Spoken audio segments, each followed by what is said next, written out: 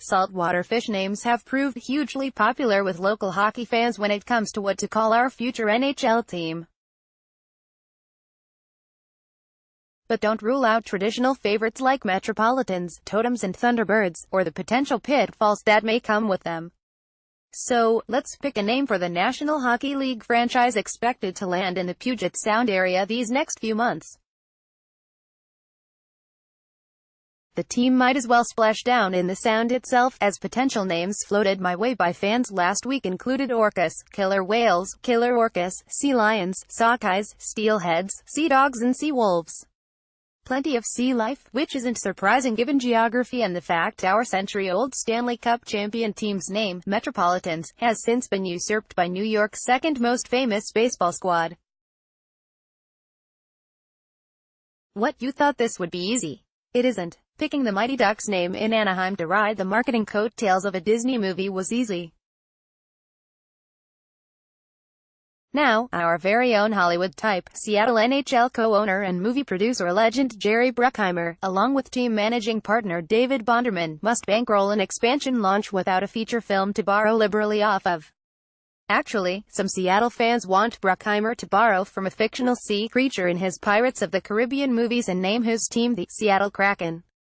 Unfortunately, that lends itself to disparaging jokes such as "Kraken under pressure." I can't take credit for that jab, which came from reader Joshua Krantz, who suggested Kraken, despite growing cult popularity among local hockey fans, is too gimmicky.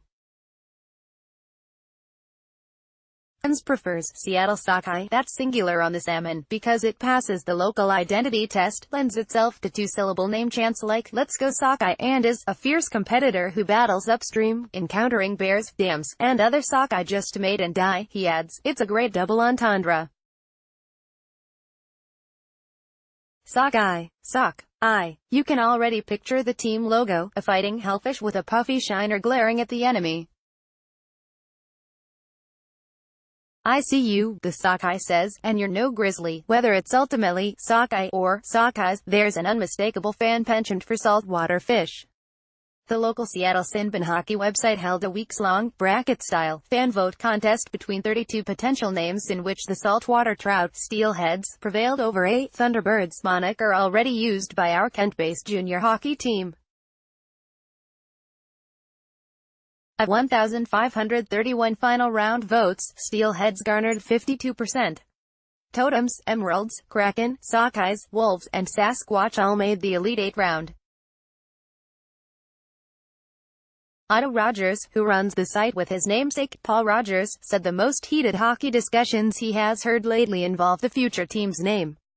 "I think people want to be involved somehow in the team," Rogers said. "We're 2 years away from having the team play, so what can we really talk about? The one thing we can talk about is the team name and the team colors." Rogers won't rule out traditional Seattle hockey names like Metropolitans, Totems and Thunderbirds eventually getting chosen. He feels Metropolitans, upended by Emeralds in his contest's Sweet 16, would have won outright had fans merely picked one name off a list rather than voting in weekly elimination rounds. Indeed, a tweet I put out last week seeking fan input got Metropolitans and Totems as popular non-fish suggestions.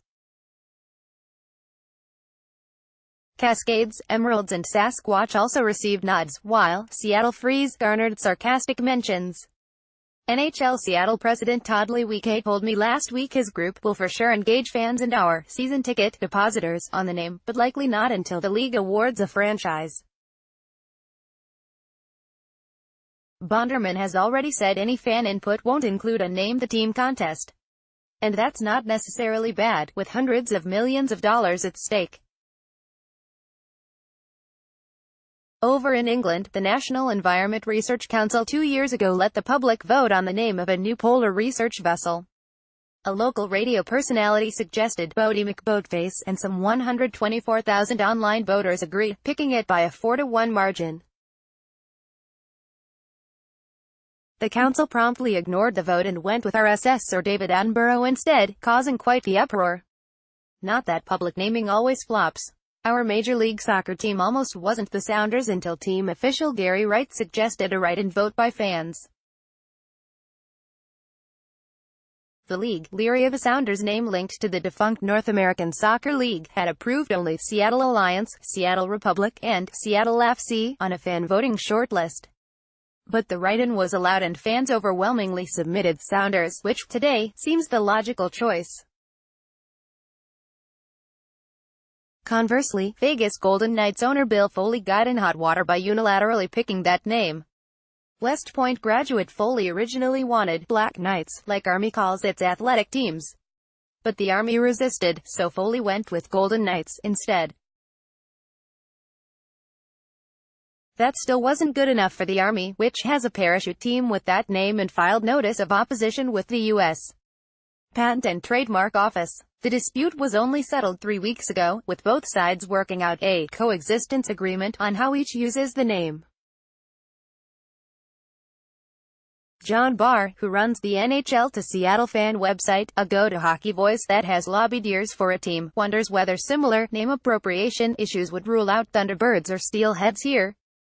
Barr notes an ECHL team in Idaho and an Ontario Hockey League squad in Mississauga, Ontario, both are called Steelheads. Reviving the Totems name might prove sensitive with Native American groups, he adds. For those reasons, Barr understands why a fan vote wouldn't work. It's much more complex than a simple vote. Barr cites Metropolitans, Totems, Steelheads and Cy Kraken as names he's heard fans discuss most. But he also feels we're jumping the gun. I've never engaged in the name game, Barr said. I think there's a lot to be done between now and then. And maybe I don't want to jinx it or something. Given the years spent approving an arena project here, one can hardly fault his reticence. When a team finally does show up, for many, the Seattle process might prove the most fitting name of all.